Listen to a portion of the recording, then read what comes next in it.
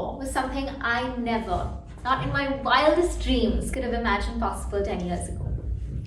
An Indian ballet dancer doing classical ballet on national television for Miss Universe India, wearing point shoes and a lehenga. I'm Pia Sutaria, and I'm a professional dancer, an educator, and the founder and director of the Institute of Classical and Modern Dance in Mumbai. I remember when they reached out to me to do this performance, I was thrilled, and I wanted to get going with choreographing and asked for my music and all the details. And I remember looking at my email and calling them back very confused, saying, I think you sent me the wrong music. I need the music for the ballet performance. And they said, yes, we've sent you a track called Mud Mud Ke Na Dekh. And I said, yes. And they said, that's what we want you to choreograph your ballet performance to. And we'll give you a lehenga and you can practice and perform in it. And I was very taken aback, to say the least. And I just thought it was absolutely outrageous. And I remember thinking of my ballet teacher, Tushna Dallas, who was a legend and had devoted her life to kind of preserving and taking forward classical ballet in India. And I thought she would be absolutely horrified with this idea. But something about it really excited me, and I just thought, you know, this is an opportunity. It's an opportunity to share what I love so deeply with such a wide Indian audience. And there were such few opportunities at the time to perform and do this here. So I just jumped at it and I said, I'm going to do this. And I feel like this was a turning point for me as a dancer, because it was immensely fulfilling. The audience, I was surprised to see how accepting and how much actually they enjoyed watching something different. At the time, ballet was something that wasn't as familiar in a commercial sense in India. And I came out of that venue thinking, ballet can be as Indian as anything else. And why not?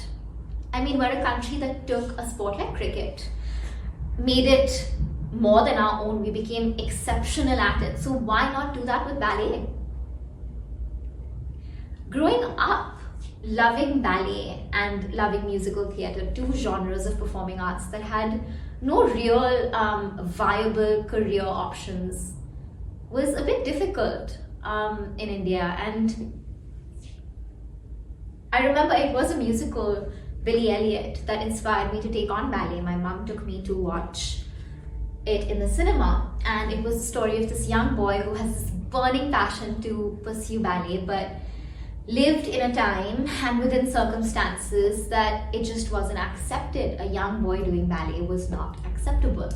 And it's a story of struggle and passion and victory and sacrifice, and it just really resonated with me. And I turned to my mom and I said, at the age of 5, this is what I'm going to do with my life.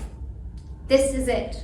And I was immensely lucky to be in a city where we had a ballet teacher, the only ballet teacher in the country, which to me is unbelievable. A country with a couple of billion people and only one ballet teacher. So my parents, who were extremely supportive throughout, took me to her, and I began my journey of dance and ballet and never looked back. I went on to train with her for years as a hobby, because that was the only training offered at the time. And this solidified what I already knew. I knew that this is what I was going to do no matter what. And I reached an age where I remember going up to her and saying, I want to be a professional ballet dancer, I want to perform.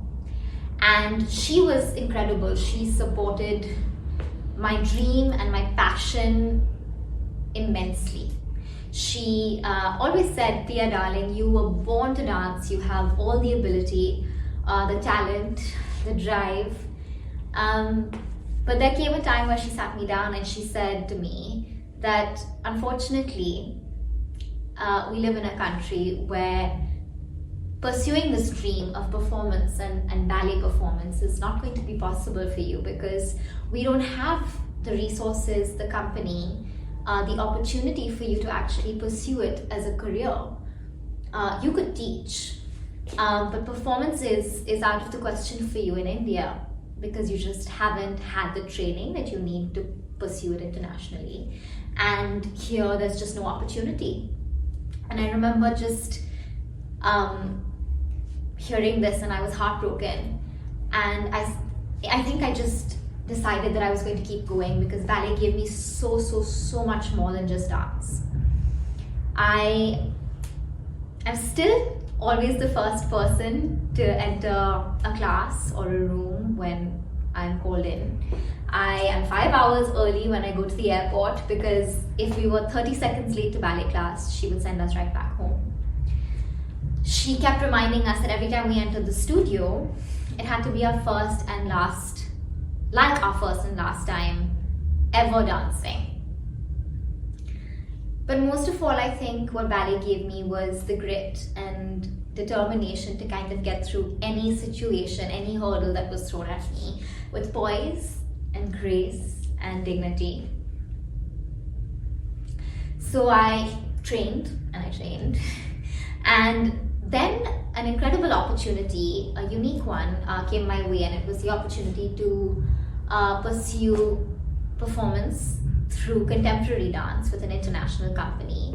I auditioned, I got through and toured the world for a few years, and that was an extraordinary experience. Even though I had to obviously give up my dream of ballet, it was still an incredible opportunity to kind of perform and be on stage, and I loved it.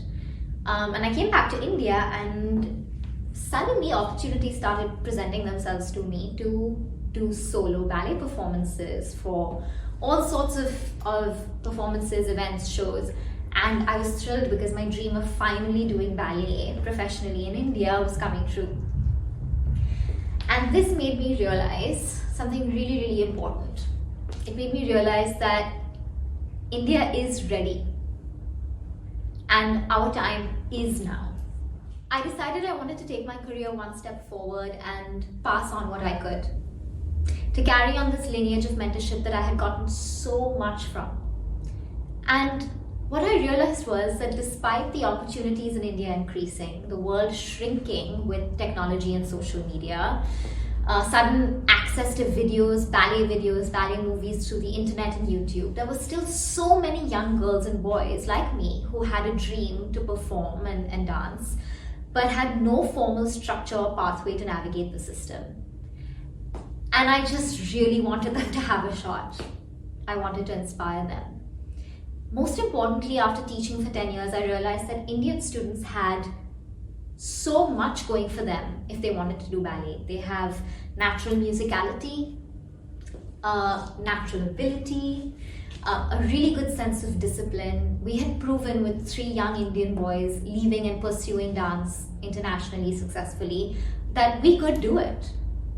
And so I embarked upon my most exciting adventure yet. I founded the Institute of Classical and Modern Dance to provide a vocational education to young students who wanted to perform and dance as a career. The idea was to provide or fill the void of a vocational education in dance by giving them an integrated, intensive, and holistic dance education, but most importantly, by providing them with the mentorship they needed if they chose to take their training further internationally. 2 years ago, we started with a small group of students, just 2 levels, and today, 2 years later, we've doubled in number. Our oldest students have graduated and are in top performing art schools in New York, in Paris, and in London. It's been a privilege to change conversations around dance and ballet with parents. In fact, it's still so exciting to me when parents want to discuss potential career options for their children, and now ballet is considered one of them when we have these conversations. 10 years ago, having that conversation would have been impossible. It's incredible to me how So much could change so quickly just by believing in the power of an idea. By sticking by what I've believed in and what I've loved, but most importantly, whilst following my passion, knowing the importance of passing it forward. Because I truly believe that we grow so much more when we enable those around us to grow with us. Thank you.